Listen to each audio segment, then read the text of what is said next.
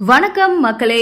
தமிழ்நாட்டுல ஒரே நாள்ல 4 கொலை நடைபெற்று இருக்கிறதா எதிர்க்கட்சி தலைவர் எடப்பாடி பழனிசாமி குற்றம் சாட்டியிருக்காரு. தமிழ்நாட்டோட அன்றாட நிகழ்வா கொலை சம்பவம் நடந்து வரதா எடப்பாடி பழனிசாமி விமர்சனம் பண்ணதுக்கு முதலமைச்சர் மு.க. ஸ்டாலின் விளக்கம் கொடுத்திருக்காரு. தமிழ்நாட்டுல ஈரோடு மாவட்டத்துல சேலத்தை சேர்ந்த பிரபல ரவுடி ஜான் படுகொலை செய்யப்பட்ட சம்பவம் அதிர்ச்சியதா ஏற்படுத்துச்சு. இந்த சம்பவம் தொடர்பாக போலீசார் தேசிய நெடுஞ்சாலையில் துப்பாக்கி சூடு நடத்தி 4 பேரை கைதும் செஞ்சிருக்காங்க.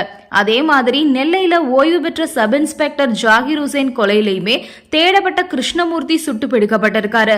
இதனால தமிழ்நாட்டின் சட்ட ஒழுங்கு தொடர்பான கேள்வி எழுந்திருக்கு. இந்த நிலையில சட்டசபையில எதிர்க்கட்சி தலைவர் எடப்பாடி பழனிசாமி பேசும்போது தமிழ்நாட்டுல ஒரே நாள்ல 4 கொலை நடைபெற்று இருக்கு. தமிழ்நாட்டோட அன்றாட நிகழ்வா கொலை சம்பவம் நடந்து வந்துட்டு இருக்கு. இதனால சட்டம் ஒழுங்கு சீர்குலைஞ்சு இருக்கு அப்படின்னு குற்றம் சாட்டினாரு. இதுக்கு முதலமைச்சர் மு.க. ஸ்டாலின் பதிலும் கொடுத்தாரு. அவர் என்ன சொன்னார்னா, அதுல தமிழ்நாட்டுல 4 கொலை நடைபெற்று இருக்கிறதா எதிர்க்கட்சி தலைவர் கூறியிருக்காரு. கோவை சம்பவம் முதற்கட்டமா தற்கொலை அப்படின்னு விசாரணையில தெரிய வந்திருக்கு. மதுரை காவலர் கொலை சம்பவம் குறித்து விசாரிக்கப்பட்டு வந்துட்டு இருக்கு. சிவகங்கையில குடும்ப தகராறு காரணமா கொலை நடைபெற்று இருக்கு. ஈரோடு சம்பவத்துல சரித்திர பதிவேறு குற்றவாளி கொலை செய்யப்பட்டிருக்காரு. இது குறித்த தகவல் அறிந்த காவலர்கள் உடனடியா குற்றவாளிகளை கைது செஞ்சிருக்காங்க. தொடர்ந்து காவல்துறையினர் விசாரணை நடத்தி தான் வந்துட்டு இருக்காங்க. மாநிலத்துல காவல்துறை சுதந்திரமா செயல்பட்டு குற்றவாளி யாரா இருந்தாலும் எந்த கட்சியா இருந்தாலும் நடவடிக்கை எடுத்து வந்துட்டு இருக்காங்க. அதுல எந்த பாரபட்சமும் காவலர்கள் காட்டுறது கிடையாது.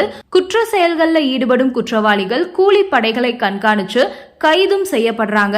அவங்க மேல தேவையான நேரத்துல குண்டர் சட்டமும் பதியப்படுது. கடந்த 2024 ஆண்டு மட்டும் 4562 சமூக விரோதிகள் அடையாளம் காணப்பட்டு குண்டர் சட்டத்துல கைது செய்யப்பட்டிருக்காங்க.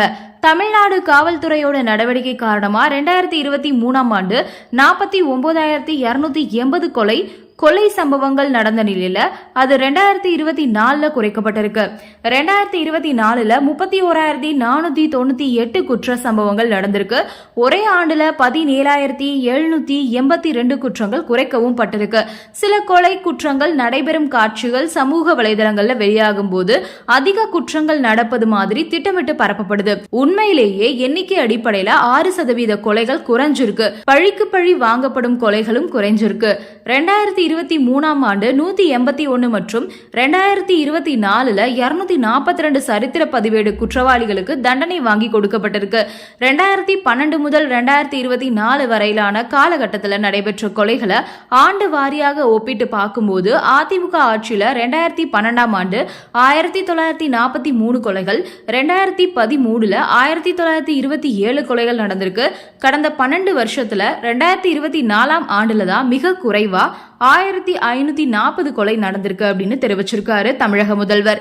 இதற்கிடையே எதிர்க்கட்சி தலைவர் எடப்பாடி பழனிசாமி மற்றும் அதிமுக உறுப்பினர்கள் சட்டப்பேரவையில இருந்து வெளிநடப்பும் செஞ்சாங்க. அப்போ முதலமைச்சர் மு.க. ஸ்டாலின் தைரியம் இருந்தா நான் சொல்றதை கேட்டுட்டு அதிமுக உறுப்பினர்கள் வெளிநடப்பு செய்யுங்க அப்படின்னு தெரிவிச்சாரு.